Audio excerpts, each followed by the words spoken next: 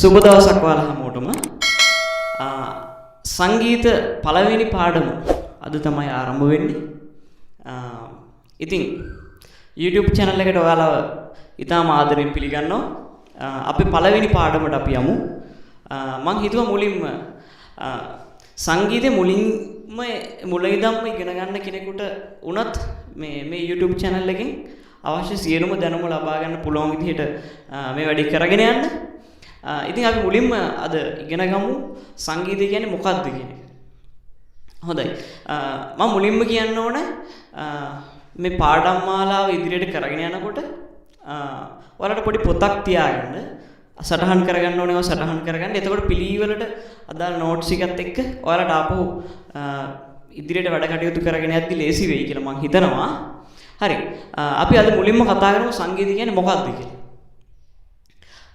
සංගීතය කියන එක නිර්මාණය කරන්න අපිට භාවිතා කරන්න පුළුවන් ಜಾති දෙකක් තියෙනවා. පොඩ්ඩක් මම බෝඩ් එකේ ලියලා පෙන්නන්නම් ඔයාලට. එකක් තමයි කටහඬ. අපේ කටහඬ උපයෝගී කරගන්න පුළුවන් එක.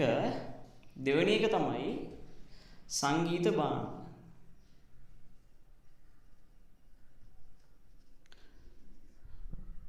පළවෙනි එක අපිට සංගීතය නිර්මාණය කරන්න උපයෝගී කරගන්න පුළුවන් අපේ කටහඬ. ඊළඟට අපිට සංගීතය නිර්මාණය කරන්න උපයෝගී කරගන්න පුළුවන් සංගීත භාණ්ඩ. සංගීත භාණ්ඩ සහ කටහඬ කියන වර්ග දෙක උපයෝගී කරගෙන ඔයා මොකක් හරි වාදනය කරනවා නම් මට අහන්න පුළුවන් වෙන්න ඕනේ. ගායනය කරනවා නම් මට අහන්න පුළුවන් වෙන්න ඕනේ. ඒ වගේම මම ගායනය වාදනය කරනවා නම් ඔයාට අහන්න පුළුවන් වෙන්න ඕනේ. මේ දෙක උපයෝගී කරගෙන ඔයා ගායනය වාදනය කරන එක මට අහන්න පුළුවන් වෙන්න ඕනේ. මම ගායනය වාදනය කරන එක ඔයාට අහන්න පුළුවන් වෙන්න ඕනේ. එහෙම අහන්න පුළුවන් හඬකට අපි කියනවා මිහිරි හඬක් කියලා. ඒතකොට අපි මේ දෙක උපයෝගී කරගෙන තව කෙනෙකුට අහන්න පුළුවන් මිහිරි හඬකට අපි කියනවා සංගීතය කියලා. ඒතකොට අපි නිර්මාණය කරන්නේ මිහිරි හඬක් සංගීතය තුල. අපි හරියට නිර්වචනය කරොත් කටහඬ හෝ සංගීත භාණ්ඩ උපයෝගී කරගෙන තව කෙනෙකුට අහන්න පුළුවන් මිහිරි හඬක් නිර්මාණය කරන එකට අපි කියනවා සංගීතය කියලා. එතකොට අපි නිර්මාණය කරන්නේ මොකද්ද?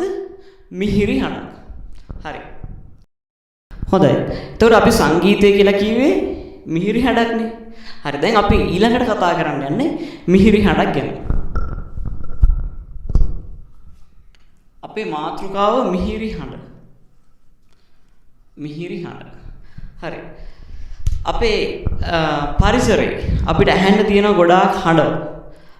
මේ හඬවල් ගැන කතා කරද්දී දැන් අපි හිතමුකෝ නිකන් බකමූණෙක් කෑ ගන්න හඬ, නැත්නම් ගෙම්බෙක් කෑ ගන්න හඬ, ඒ වගේම ගිරවෙක්, මයිනෙක්, ලේනෙක් වගේ සතෙක් කෑ ගන්න හඬ. ඒ හඬවල් අතර පොඩි වෙනසක් තියෙනවා වලට. අහන්න පුළුවන්.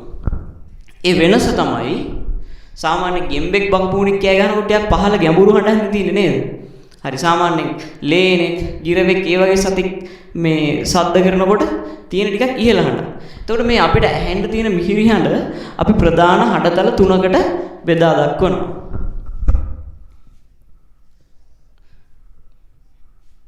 එකක් තමයි පහළ හඬ. පහළ හඬ. මධ්‍ය හඬ. ඊළඟ කොටසට අපි කියනවා ඉහළ හඬ කියලා. හරි. හොඳයි. දැන් මේ සංගීතයේදී මේ එක හඬ කොටසකට අපි කියනවා නමක් සප්තකයක් කියලා. හොඳයි. එතකොට මේ පහළ හඬ කොටසට අපි සංගීතයේදී කියන නම තමයි මන්ද්‍ර සප්තකය. මන්ද්‍ර සප්තකය. හරි. මධ්‍ය හඬ කොටසට අපි සංගීතයේදී කියන නමක් මධ්‍ය සප්තකය. ඉහළ හඬ කොටසට අපි සංගීතයේදී කියන නම තමයි උච්ච සප්තකය. හරි. එතකොට මම කරේ දැන් මිහිරි හඬ කියන එක ප්‍රධාන හඬතල තුනකට බෙදා දැක්වුවා. එකක් මන්ද්‍ර සප්තකය, ඊළඟට මධ්‍ය සප්තකය සහ උච්ච සප්තකය කියලා ප්‍රධාන හඬතල තුනක් තියෙනවා කියලා මම කිව්වා. එතකොට එක හඬ කොටසකට කියන නම තමයි සප්තකය කියන නම. දැන් මේ මන්ද්‍ර කියන සප්තකයටත් වඩා තව පහළ හඬ කොටසක් තියෙනවා. මේ හඬ කියන එක ගැඹුරු බවට පත් වෙන එකත් ඉදිරියට ඉහළට යන එකත් සීමාවක් නැහැ. දැන් මේ පහලට තවත් පහලට යනකොට ඊළඟ සප්තකයට අපි කියනවා අතිමන්ද්‍ර කියලා. අතිමන්ද්‍ර සප්තකේ තවත් පහළ සප්තකයක් තියෙනවා. අපි මීටත් වඩා ඉහළ සප්තකයට අති උච්ච සප්තකය කියලා හඳුන්වනවා. හරි. දැන් එතකොට ඔයාලට ප්‍රධාන සප්තක තුනක් මම කියලා දුන්නා. ඊට අමතරව මන්ද්‍රයකටත් වඩා පහළ නම් අතිමන්ද්‍ර කියලා සප්තකයක් තියෙනවා කියලා කිව්වා. උච්චකටත් වඩා ඉහළ නම් අති උච්ච කියලා සප්තකයක් තියෙනවා කියලා මම කිව්වා. හොඳයි. දැන් අපි මේ ටික පිළිවෙලට පැහැදිලිව ඉගෙන ගත්තනේ. ඊළඟ කාරණේ තමයි මේ හැම හඬ කොටසක්ම ආයි චූටි කොටස් 12 ගානේ බෙදෙනවා. මෙන්න මේ ආකාරයට හැම සප්තකයක්ම කුඩා කොටස් 12 ගානේ බෙදිලා යනවා.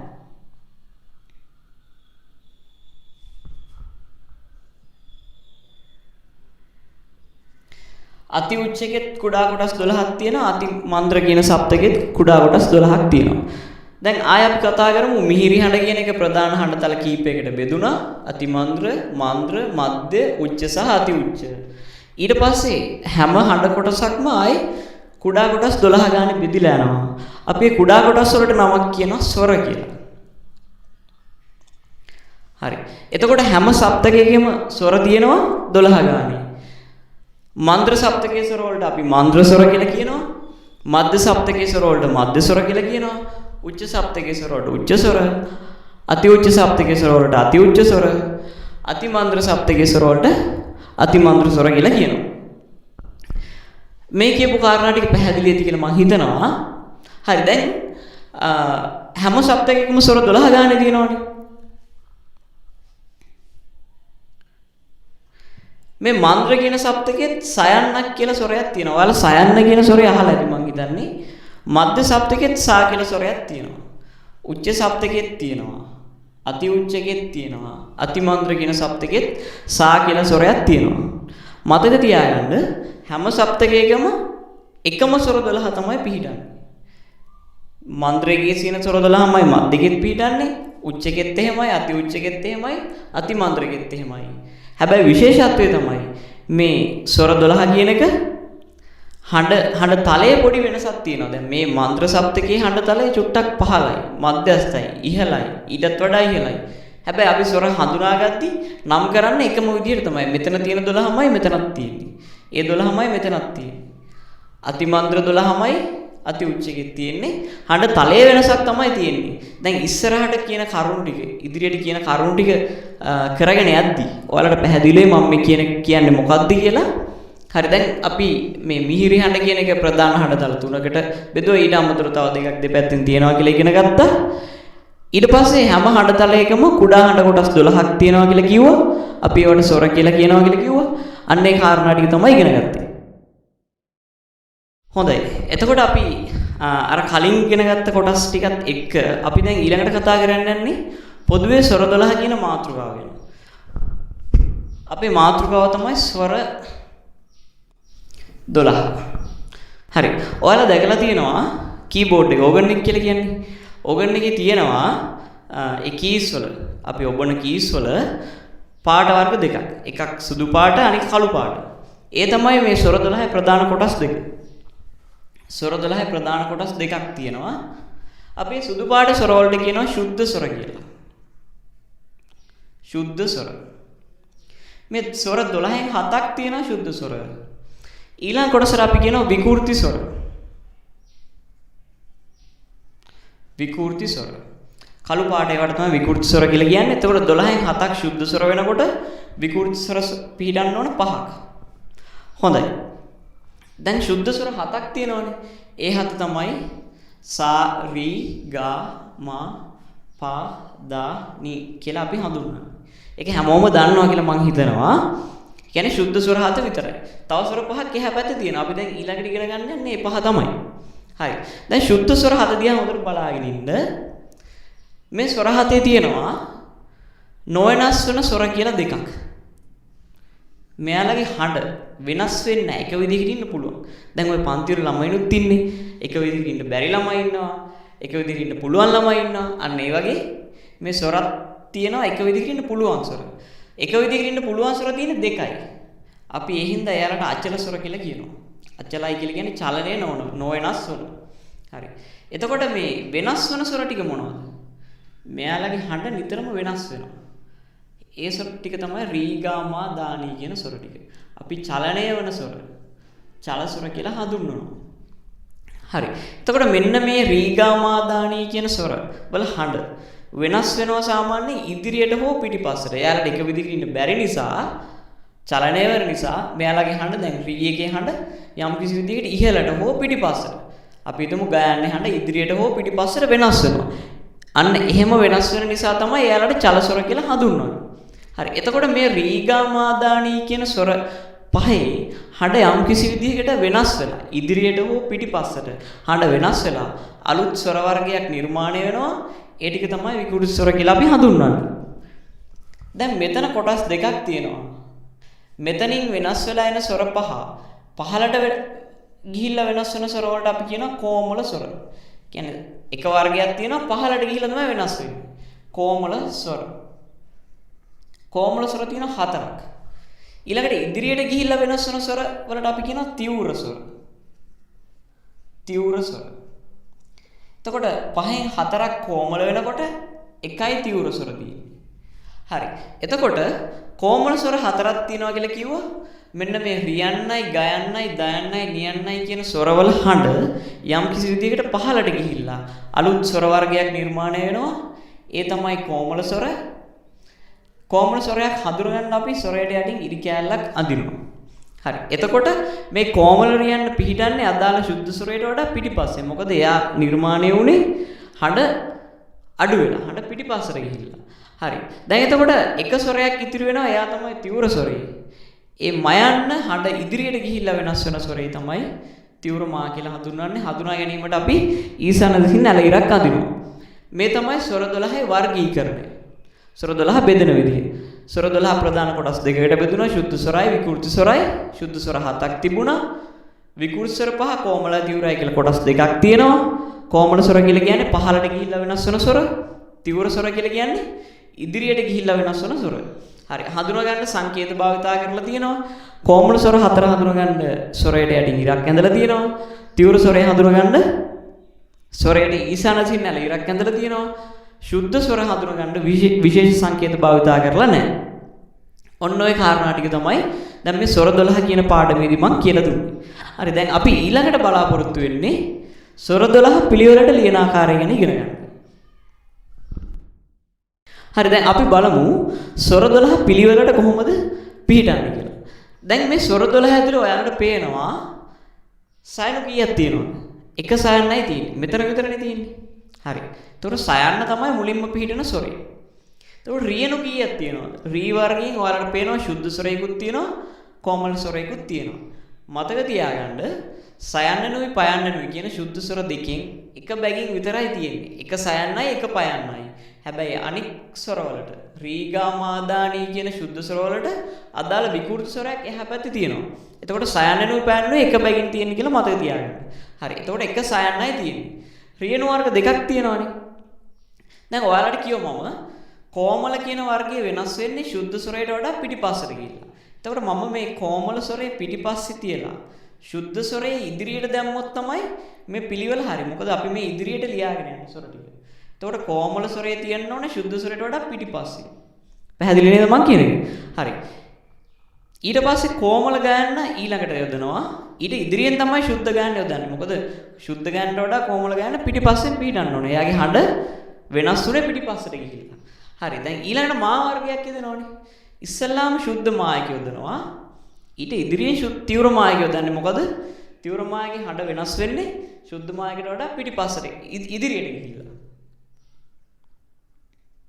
හොඳයි. දැන් ඊළඟට මම කියව පයන වර්ග එකයි තියෙන්නේ කියලා. ඔන්න. හරි. ඊළඟට දයනු වර්ග දෙකක් තියෙනවා. ඉස්සල්ලාම කොමල දායක, ඊළඟට ශුද්ධ දායක. ඊළඟට නියනු වර්ග කොමල නීයක, ශුද්ධ නීයක. දැන් මම හිතන්නේ ඔයාලට පැහැදිලි මේ ස්වර 12 පිළිවෙලට පිළිහෙන ආකාරය. මතක තියාගන්න තියෙන කාරණේ තමයි සයන්නනුයි පයන්නනුයි එක බැගින් තියෙන්නේ. කොමල ස්වර වර්ගය ශුද්ධ ස්වරයට වඩා පිටිපස්සෙන් පිළිහිටන්න ඕනේ. තීව්‍ර ස්වරේ විතරක් අදාළ ශුද්ධ මායකට වඩා ඉදිරියෙන් පිළිහිටන්න ඕනේ කියන කාරණේ තමයි මතක තියෙන්න ඕනේ. එතකොට ස්වර 12 අපිට පිළිවෙලට එනවා සා කොමලරි ශුද්ධරි කොමලගා ශුද්ධගා මා තියුරමාපා කොමලදා ශුද්ධදා කොමලනි ශුද්ධනී කියන ආකාරයට.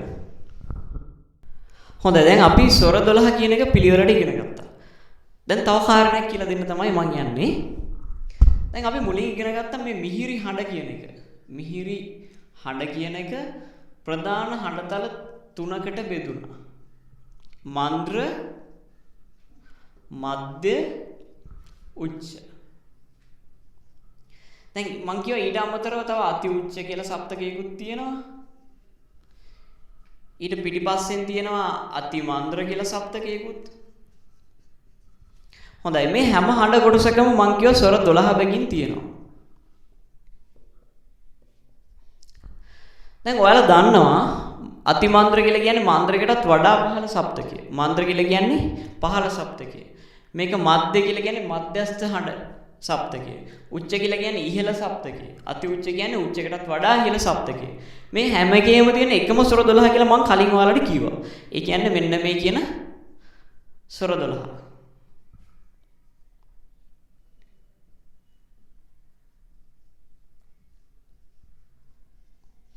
හොඳයි. දැන් එතකොට ඔයාලට ප්‍රශ්නයක් කියන්න ඕන. මන්ද්‍ර එකේ සයන්නක්, මධ්‍ය එකේ සයන්නක්, උච්ච එකේ සයන්නක් කියලා අපි කොහොමද හඳුනගන්නේ මේ ස්වර? දැන් එකම ස්වර 12 තියෙනවා නම් හැම සප්තකයකම නේද? හරි. දැන් මෙහෙමයි. මන්ද්‍ර සප්තකයේ ස්වරයන් නම් අපි හඳුනගන්න ස්වරයට යටින් තිතක් දානවා. මේ හැම ස්වරයක් යටින්ම තිතක් දානවා. එතකොට අපි දන්නවා යටින් තිත දාන්නේ පහළ සප්තකය නිසා. අපි දන්නවා මන්ද්‍ර සා එකක්, මන්ද්‍ර කොමල රී එකක්, මන්ද්‍ර රී එකක්, මන්ද්‍ර කොමල රී එකක්, මන්ද්‍ර කොමල ගා එකක් කියලා අපි හඳුනගන්න දන්නවා. ඒ වගේම මධ්‍ය සප්තකේ නම් මෙන්න මේ තියෙන විදිහටම ලියාගෙන යනවා. තිත් කියන දේ යොදන්නේ නැහැ එතනදී. අපි අති උච්ච සප්තකයට අයිති නම් උඩින් තිතක් තියෙනවා. මොකද ඉහළ සප්තකයට අයිති කියන හඳුනගන්න. හැම ස්වරයක් උඩින්ම තිතක් තියන්න ඕනේ. දැන් අතිමන්ද්‍ර නම් මොකද අපි කරන්නේ? අතිමන්ද්‍ර නම් කරන්නේ තිත් දෙකක් යටින් අපි තියනවා ස්වරයට යටින්. ඒ කොමල ශුද්ධද කියන එක අපි යොදලා තමයි ඊට යටින් තිත් දෙක දාන්නේ. අති උච්ච නම් කරන්නේ අපි උඩින් තිත් දෙකක් තියනවා ස්වරය හඳුනගන්න. හරි. දැන් අපි ඉගෙන ගත්තේ එතකොට මේ එක එක සප්තක වලට ස්වර 12 යනකොට ඒ සප්තකයේදී දාන විශේෂ සංකේතය. සප්තකයේ මොකක්ද කියලා හඳුනගන්න දාන විශේෂ සංකේතය. හොඳ දැන් මේ බෝඩ් එකේ මම ඔයාලට පැහැදිලිව ලියලා තියෙනවා. මේ අතිමන්ද්‍ර සප්තකයේ ස්වර 12 හඳුනගන්න යටින් තිත් දෙකක් දාලා තියෙනවා. මන්ද්‍රයි කියලා හඳුනගන්න ස්වර වලට යටින් තිතක් එක තිතක් තියලා තියෙනවා. මධ්‍යයි කියලා හඳුනගන්න විශේෂ සංකේත මුකුත් දාලා නැහැ. උච්චයි කියලා කියන්න උඩින් තිතක් දාලා තියෙනවා. අති උච්චයි කියලා හඳුනගන්න තිත් දෙකක් උඩින් තියන්න ඕන නේ. තිත් දෙකක් උඩින් දැමිය යුතුයි. හරි. දැන් මම හිතනවා මේ ටික පැහැදිලි ඇති කියලා ඔයාලට. විශේෂ කාරණේ තමයි මේ ස්වර 12 පිළිවෙලට දැන ගැනීම. ඒ අවබෝධය ලබා ගැනීම හැම වාදන භාණ්ඩයක්ම මේ සංගීතයේදී අපිට උපයෝගී කරගන්න වෙන කරුණවලදී ඒ වගේම අපිට ඉස්සරහට කරන්න තියෙන වැඩවලදී දැනගත යුතුම කාරණයක් තමයි අවබෝධ කරගත යුතුම කාරණයක් තමයි ස්වර 12 කියන එක පිළිවෙලට දැන ගැනීම. හරි. ඒ හින්දා ඔයාලා හොඳට මේ ස්වර 12 කියන එක පිළිවෙලට අවබෝධ කරගන්න මෙන්න මේ විදිහටයි පිළිටන්න කියලා. අද වීඩියෝ එකෙන් අපි කතා කරේ සංගීතයේ මූලිකාංග ගැන. සංගීතය කියන්නේ මොකක්ද? ඊට පස්සේ ස්වර 12 ගැන කතා කරා. කියන්නේ මූලික තියරිස් මූලික සිද්ධාන්ත ගැන තමයි අපි කතා කරේ. දැන් අපි ඊළඟ පාඩම එකදී ඒ ස්වර 12 කියන පාඩමත් එක්ක එකට එකතු වෙලා ඊළඟ පාඩම සම්බන්ධ වෙනවා. පළවෙනි පාඩම හොඳට තේරුම් අරගෙන හොඳට අධ්‍යයනය කරලා ඊළඟ පාඩමට එකතු වෙන්න කියලා ආරාධනා කර සිටිනවා. අපිත් එක්ක දිගටම රැඳිලා ඉන්න මේ සංගීතයේ තියෙන සිද්ධාන්තය වගේ ප්‍රායෝගික කොටස් අපි අධ්‍යයනය කරන්න බලාපොරොත්තු වෙනවා ඔයාලත් එක්ක එකතු වෙලා. හරි. එහෙනම් හැමෝටම සුබ දවසක්. අපි ආයෙ හම්බුමු.